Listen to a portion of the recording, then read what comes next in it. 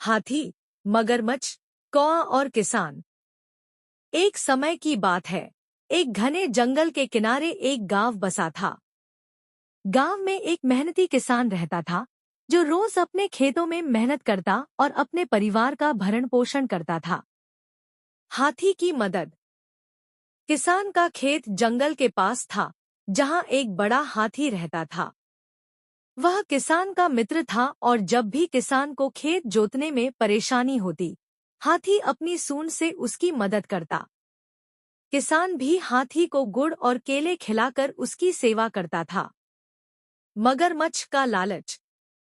एक दिन नदी के किनारे रहने वाला एक मगरमच्छ यह सब देख रहा था। उसे किसान की मदद करने वाला हाथी पसंद नहीं आया और उसने सोचा, अगर मैं किसान को डराकर यहाँ से भगा दूं, तो मैं इस पूरे खेत का मालिक बन जाऊंगा और आराम से यहाँ रहूंगा।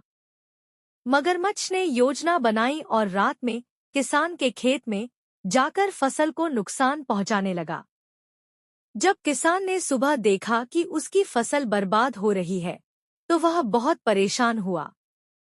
कौआ की चतुराई। यह सब एक बुद्धिमान कौआ देख रहा था। उसने किसान से कहा, किसान भाई, यह कोई साधारण समस्या नहीं है।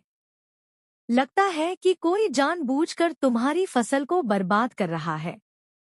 मैं देखूंगा कि यह कौन कर रहा है। रात में कौआ खेत में छिपकर बैठ गया। उसने देखा कि मगरमच्छ खेत में आकर फसल को नुकसान पहुंचा रहा है। कौआ तुरंत उड़कर हाथी के पास गया और उसे सब कुछ बताया। मगरमच्छ को सबक।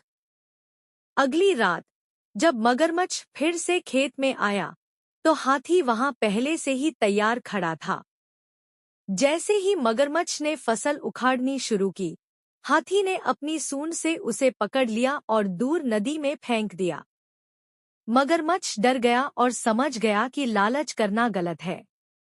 उसने किसान से माफी मांगी और वादा किया कि वह कभी नुकसान नहीं पहुंचाएगा। सीख। किसान ने कौए और हाथी का धन्यवाद किया। इस घटना से उसने सीखा कि सच्चे मित्र हमेशा कठिन समय में साथ देते हैं और बुराई का अंत निश्चित होता है। नैतिक शिक्षा।